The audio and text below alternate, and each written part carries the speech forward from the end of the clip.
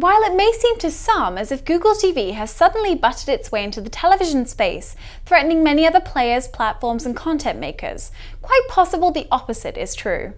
According to Google, Google TV is an open platform that will allow developers to build applications for integrating the best of web technologies into the TV viewing experience through a hardware connection.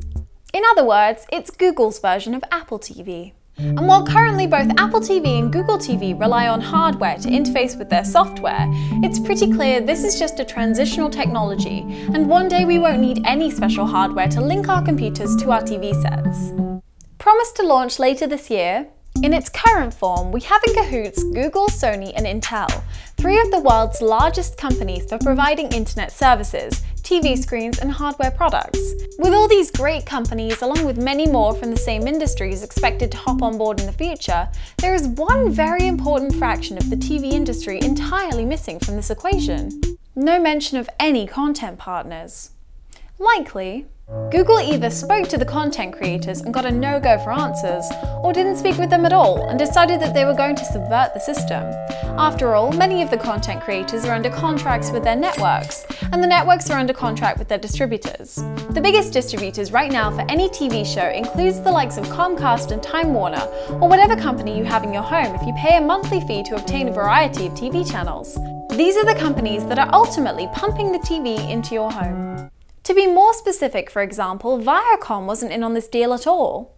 This is one major battle Google will probably need to overcome before becoming successful in the TV market, beyond displaying content that is designed exclusively for the web, such as that content found on YouTube. What? I'm on YouTube. Unless Google can offer a much greater reach combined with a significant increase in revenue, the networks and content studios will not take their shows to the net in this way, and the major cable providers will not let them. Though let's not undermine the reach of Google on the internet, as what Google does stand to do is something that has been happening in garages for many years, something no one has pushed to the limit yet: the Internet Box TV. Enter Boxy.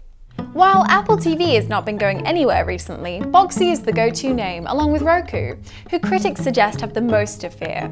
After all, these competing companies all provide a comprehensive TV experience by hooking your internet connection to their box and then their box to your TV.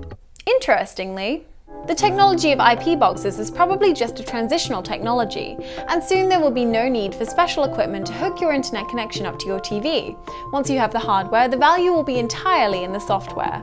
To this degree, Boxy could possibly gain momentum as a viable interface alternative to a Google TV box, for example. Yet essentially they are both open platforms, so theoretically, users could create channels for the systems to talk to one another and co-evolve together. Google TV could be an attempt to lay a stake in the ground now, push the greater world into using Google as an entry point, and then if they can gain a large adoption, Google could wind up with an audience network that is so large, advertisers would flock to them, paying to target advertise to Google's extensive audience network more efficiently than traditional means, and thus subverting the need for the likes of the cable companies. Google has announced that the operating system for Google TV will be based on Android, an already open development environment that is gaining major lift, so Boxy, Roku, and the many others who might appear to be competitors will essentially be able to connect their platforms to Google TV, and thus consequently become part of the co-evolution of the platform. As you may know, we have been working on the Magma platform, which is a finely tuned discovery engine for finding what's hot on the internet in real time, while also establishing a place to connect and share TV with your friends. Through our API, Google's new TV effort can be integrated into the Magma experience and vice versa. So all in all, Google TV seems like a pretty cool thing. It could help to expedite the rising tide of online TV experiences for people all over the world, and possibly generate the much needed tipping point to reach the mainstream. This truly is the era of millions of channels. Let's get those TVs connected.